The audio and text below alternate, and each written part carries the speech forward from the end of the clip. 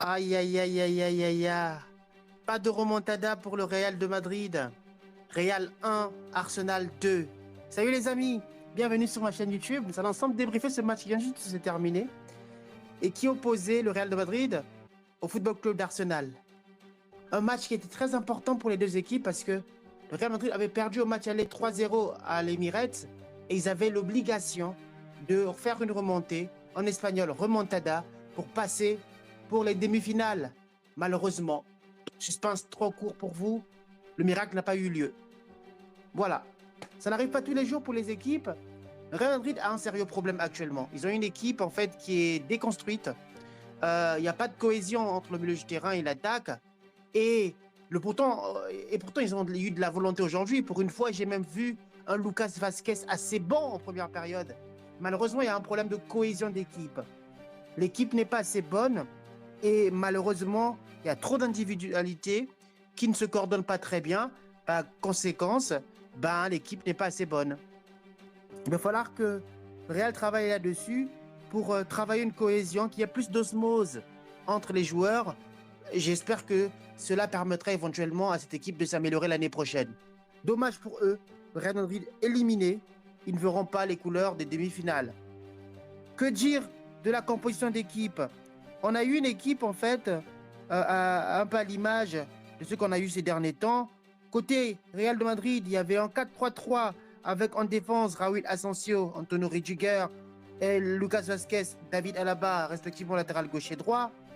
On a eu Aurélien Tchouameni en milieu de terrain. En soutien, on avait Jude Bellingham, Fodé Valverde. Et les trois attaquants, on avait les trois fantastiques, Kylian Mbappé, Vinicius Junior et Rodrigo. Voilà. Les premières minutes ont été assez intensives. Le Real a essayé de pousser. Malheureusement, ils n'ont pas eu en fait cette chance de marquer le premier but parce que ce genre de scénario, il fallait qu'ils marquent dans les 10 premières minutes pour faire douter l'adversaire. Ils ont essayé. Ils ont même cru avoir des occasions. Malheureusement, ils n'ont pas pu les concrétiser. Jusqu'à ce qu'arrive ce penalty de Bukayo Saka. Saka obtient, le Real Arsenal obtient un penalty. Odegaard ne veut pas le tirer. Saka s'élance. Malheureusement, il fait une panenka bizarre. Au lieu de faire généralement comme les gens font de une panenka, il tire au milieu. Lui, il tire sur du côté droit, ce qui est bizarre en fait. Donc c'est une sorte de panenka ratée. Et Thibaut Courtois garde les espoirs du Real Madrid encore ouverts. Le Real Madrid a essayé de pousser, essayer de pousser pour essayer d'ouvrir le score. Malheureusement, ils n'ont pas pu. À la pause, on avait un score de parité entre les deux équipes. Ce qui était dommage, pour le Real Madrid parce qu'ils avaient l'occasion, ils avaient cette obligation de mener minimum au moins un but en première période et espérer remonter lors de la seconde période. Côté Arsenal, ils ont joué avec leurs possibilités, avec les moyens du bord, en ayant une équipe qui n'a pas subi de jeu, mais une équipe qui a été assez bonne à jouer. Avec cet entraîneur espagnol qui est un peu l'adepte ou le disciple de Guardiola et a pu faire du guardiolisme, s'il faut le dire. Il a fait un excellent classement, une excellente composition d'équipe avec un peu l'équipe type actuellement du côté d'Arsenal, avec Kiruor, Saliba, notre joueur de l'équipe de France, Moïse Luis Kelly, Jean Timber, Odegaard, Partey, Rice. Et les trois de devant, on avait Bukayo Saka, Michael Merino et Giorgio Martinelli. Quelle équipe! Quel joueur ce Saka! Bukayo Saka, il a du talent ce jeune homme. Très très bon joueur, très technique, très percutant dans ses déplacements. Il a fait du sale aujourd'hui. Il a fait du mal au Real de Madrid. Et malheureusement pour lui, il loupe le penalty en première période. Et au retour des vestiaires, le Real Madrid revient encore au quinquet avec cet espoir de pouvoir tuer le match en inscrivant les 3 buts et pour remonter.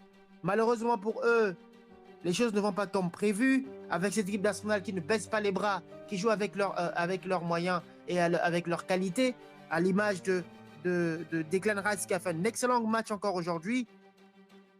Et ils réussissent enfin à ouvrir le score par l'intermédiaire de Bukayo Saka après un excellent mouvement d'appel et contre-appel pour éliminer le joueur, il y avait Rudiger et Juan Garcia qui ont été pris au jeu d'appel contre appel de Bukayo Saka, qui vient avec ce petit lob, tremper Thibaut Courtois, qui malheureusement ne pouvait rien faire face à cette qualité des joueurs. Le match a continué dans cet élan et on a pu voir un Football Club Arsenal qui ne s'est pas retranché après l'ouverture du score, mais qui a continué à faire leur jeu. Un peu à l'image de mon équipe, le PSG. Lorsqu'on encaisse, généralement, on fait toujours notre jeu sans vaciller. Et c'est exactement ce qu'a fait Arsenal aujourd'hui. Ils ont encaissé le premier but, ils ont ouvert le score, ils n'ont malheureusement pas voulu conserver leur score, ils ont joué.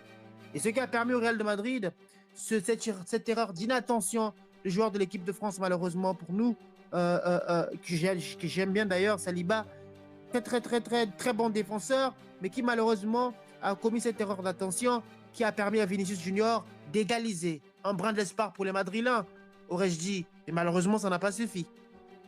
Ça n'a pas suffi parce que le football club d'Arsenal a tenu ferme. Ils ont fait leur jeu, ils ont tenu au milieu du terrain, ils ont tenu surtout en défense. Quelle défense! Ils ont tenu en défense. Et j'ai pu voir un match excellent de Lewis Kelly et de Timber surtout. Ils ont fait un très bon match aujourd'hui. Il a été remplacé respectivement par White et Trossard qui sont rentrés un peu en fin de rencontre. Et pour avancer dans le même sens, au bout de quelques temps, qu'est-ce qui s'est passé? En voulant pousser, le Real Madrid n'a pas pu malheureusement passer devant.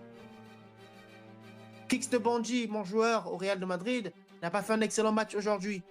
Il a essayé lors de la première rencontre, lors de la première période, il a essayé de pousser pour essayer de faire du jeu, même revenu au milieu du terrain pour pouvoir construire. Malheureusement, ça n'a rien servi. Ça n'a servi à rien complètement. Ça n'a pas servi du tout au Real de Madrid, qui a fini par aujourd'hui encaisser un but à la 93e minute par l'intermédiaire de Gabriel Martinelli. Quel joueur! Quel joueur c'est Martinelli, qui trempe encore une seconde fois Thibaut Courtois et qui élimine dans la foulée le Real de Madrid. Que dire de Vinicius Junior? Vinicius Junior a fait un excellent match aujourd'hui. Dans la lignée de ces derniers temps, il n'était pas très bon, mais aujourd'hui, il a fait de son mieux. Il a été le joueur du côté de Real Madrid qui a été le plus bon.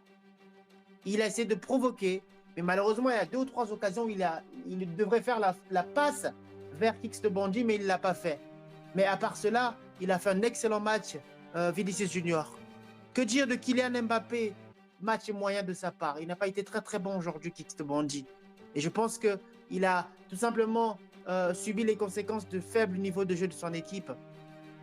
Et Thibaut Courtois, lui, par contre, il a été très bon. Et Alaba prend un carton jaune dès la première période, malheureusement, qu'il a limité dans sa défense. Et lui, qui a eu des croisés il y a quelques temps, revient lentement, mais il est très loin de son meilleur niveau qu'il avait au Bayern de Munich il y a quelques ans de cela. Il y a quelques années de cela, il était très bon Alaba. Malheureusement, il a du mal à revenir à son meilleur niveau actuellement. Real Madrid éliminé, Arsenal est passé logiquement après leur victoire à l'aller comme au retour, sans complexe, face au grand Real de Madrid. Quoi comme perspective pour le futur? Le Real, il reste le championnat pour lequel ils vont se battre jusqu'à la dernière journée. Il reste la coupe d'Espagne pour laquelle ils vont encore jouer face au Football Club Barcelone, ce qui n'est pas toujours donné pour eux. Donc ça risque d'être une fin de saison très difficile, parce qu'ils risquent de perdre le championnat, le Real Madrid, mais aussi perdre la coupe. Donc voilà un peu ce que je veux dire par rapport à cette rencontre. N'hésitez pas à liker, à commenter et à me dire ce que vous avez pensé de la rencontre d'aujourd'hui. À très bientôt les amis. Ciao.